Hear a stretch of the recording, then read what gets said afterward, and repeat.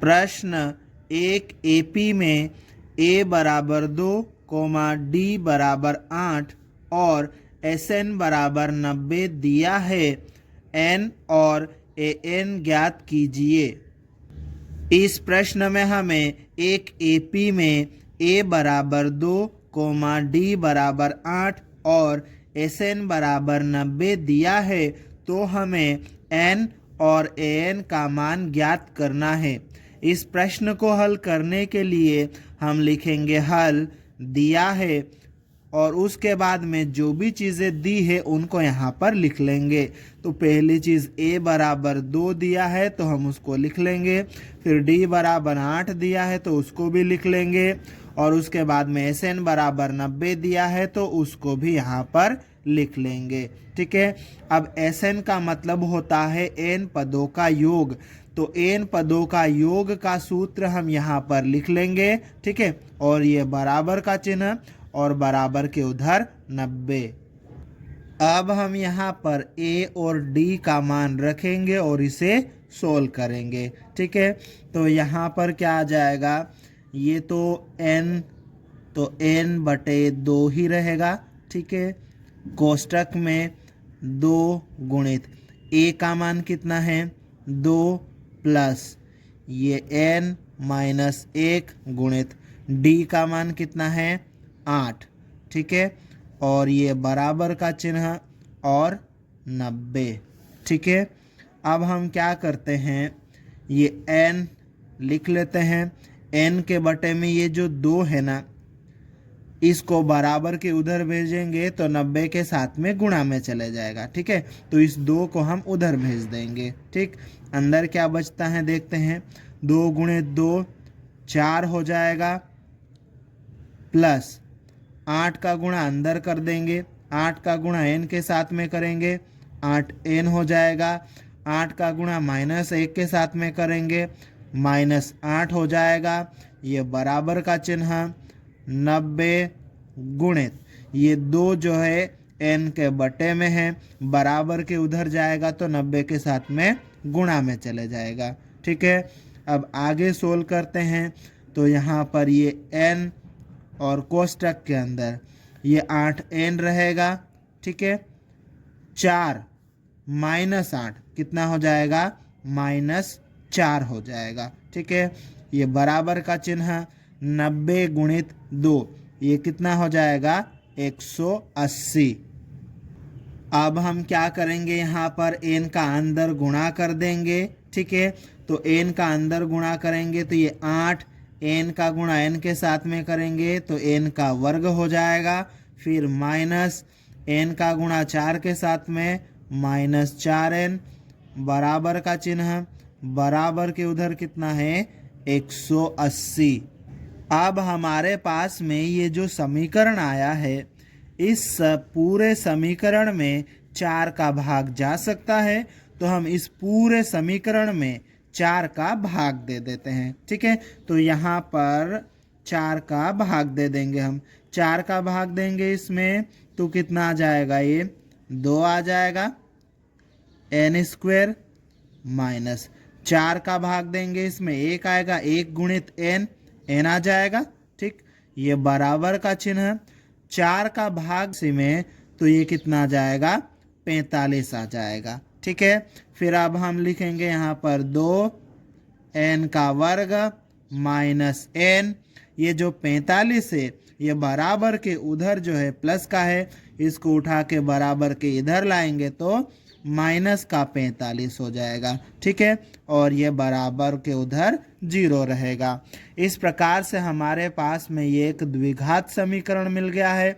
अब इस द्विघात समीकरण को हम गुणनखंड विधि से हल करेंगे। ठीक है, जब हम द्विघात समीकरण को गुणनखंड विधि से हल करते हैं तो उस द्विघात समीकरण के 2 टुकड़े करते हैं। ठीक है, और इसके लिए हमें उसके बीच वाले पद को बांटना होता है, और मध्य पद को बांटने के लिए हम एक पेज ले लेंगे। ठीक है, और उसमें हम क्या करेंगे, इसे हमें बांटना है मध्य पद को, तो उसके लिए उसके पड़ोसी को हम लेंगे तो पड़ोस में जो संख्या है उसको लेंगे तो कितना है यहाँ पे 2। ठीक, इस मध्य पद के पड़ोस में एक और संख्या है 45। ठीक है, इसको भी ले लेंगे।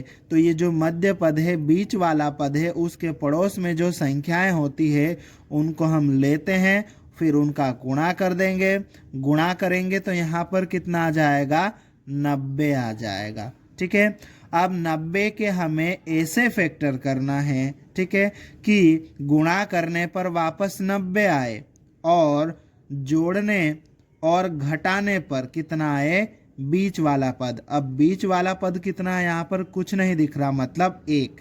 ठीक है, तो ऐसे कौन से फैक्टर है 90 के, तो इसके फैक्टर है 9 और 10। ठीक है, 9 और 10, इन दोनों का गुणा करेंगे तो कितना आएगा, 90 आ जाएगा। ठीक है, और इनको घटाएंगे तो कितना आ जाएगा, 1 आ जाएगा। ठीक है, हमें कौन सा एक चाहिए, माइनस का 1 है, तो माइनस का 10 रहेगा और प्लस का 9। तो इसको हम सोल्व करेंगे तो कितना आ जाएगा, -1। ठीक है, पर यहाँ पर 1 नहीं है, n है, तो हम क्या करेंगे, उस पूरे में n का गुणा कर देंगे। तो यहाँ पर आ जाएगा -10n प्लस 9n बराबर कितना हो जाएगा, -n। इसका मतलब -n की जगह पर हम क्या लिख सकते हैं, -10n प्लस 9n। ठीक है, तो हम यहाँ पर लिख देते हैं, ये हो जाएगा 2n का वर्ग माइनस n की जगह पर -10n प्लस 9n, फिर ये -45, ठीक, बराबर का चिन्ह और ये 0। ठीक है, इस प्रकार से हमने मध्य पद को बांट दिया है। ठीक है, अब क्या करेंगे, 2-2 के जोड़े बना लेंगे। ठीक है, आप देखो पहले वाले जोड़े में से क्या कॉमन आ सकता है, यहाँ पर 2 है, यहाँ पर देखो 2 गुणित 5 लिख सकते हैं 10 को, तो यहाँ पर भी 2 है, तो 2, और यहाँ पर एक और चीज़ है n, तो 2 और n कॉमन आएगा, तो ये 2n बाहर आ जाएगा,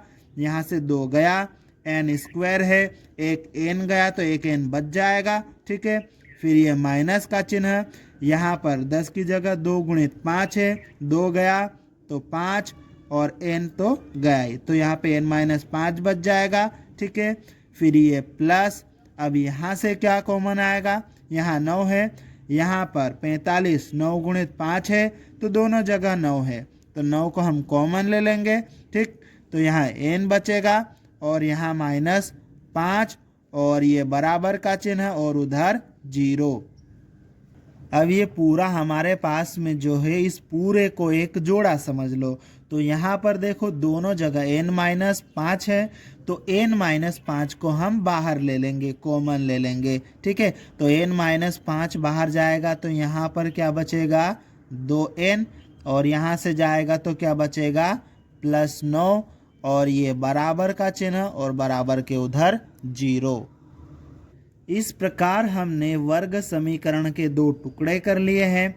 अब इन दोनों टुकड़ों को 0 के बराबर हम रख देंगे। ठीक है, तो देखो ये पहला टुकड़ा लिखेंगे n-5 बराबर का चिन्ह और 0, फिर या करके लिखेंगे।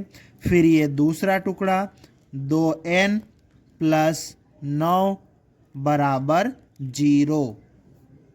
अब हम इसको आगे सोल्व कर लेते हैं, तो यहाँ पर क्या हो जाएगा, n बराबर 0, ये 5 इधर माइनस का है, बराबर के चिन्ह के उधर जाएगा तो प्लस का 5 हो जाएगा। ठीक है, फिर n बराबर 0 + 5 कितना हो जाएगा, यहाँ पर 5। ठीक है, और इधर हम या करके लिख देते हैं, और उसके बाद में ये वाला जो हिस्सा इसको भी हल कर लेते हैं, तो ये आ जाएगा 2n बराबर, ठीक है, ये 0, 9 इधर प्लस का है, बराबर के उधर जाएगा तो माइनस का 9, ठीक है, फिर ये आ जाएगा 2n बराबर 0 - 9 कितना हो जाएगा, -9, ठीक है, फिर ये n बराबर n के साथ में 2 चिपका हुआ है, मतलब गुणा में है, बराबर के उधर जाएगा तो -9 के बटे में चले जाएगा।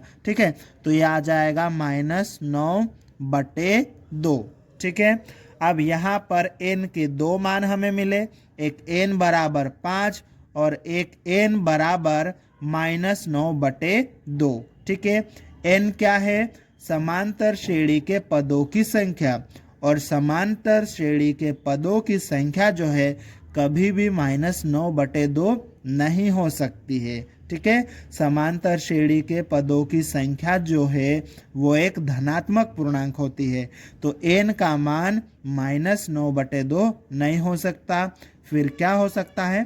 5 हो सकता है। ठीक है, हमने यहाँ पर लिख लिया है, चूंकि n पदों की संख्या है जो कि एक धनात्मक पूर्णांक है, अतः n बराबर 5 होगा। ठीक है, अब हमें an का मान ज्ञात करना है, तो उसके लिए हमने लिख लिया है, अब nवा पद an बराबर a + n - 1 गुणित d। ठीक है, अब यहाँ पर n का मान हम रखेंगे और an निकालेंगे। ठीक है, तो a का मान कितना है हमारे पास में? यहाँ पर 2 है, प्लस n का मान कितना है हमारे पास में?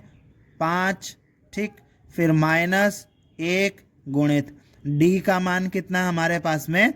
8। ठीक है, ये बराबर का चिन्ह है, ये आ जाएगा 2 + 5 - 1 कितना हो जाएगा? 4 गुणित 8। ठीक, ये आ जाएगा बराबर का चिन्ह, ये 2 + 4 गुणित 8 कितना आ जाएगा? ये 32 आ जाएगा। ठीक है, फिर ये बराबर का चिन्ह 2 + 32 ये कितना हो जाएगा? 34 हो जाएगा। ठीक है, इस प्रकार से an का मान कितना हो जाएगा? 34। अतः n बराबर 5 और an बराबर 34 होगा, और यही हमारा उत्तर है।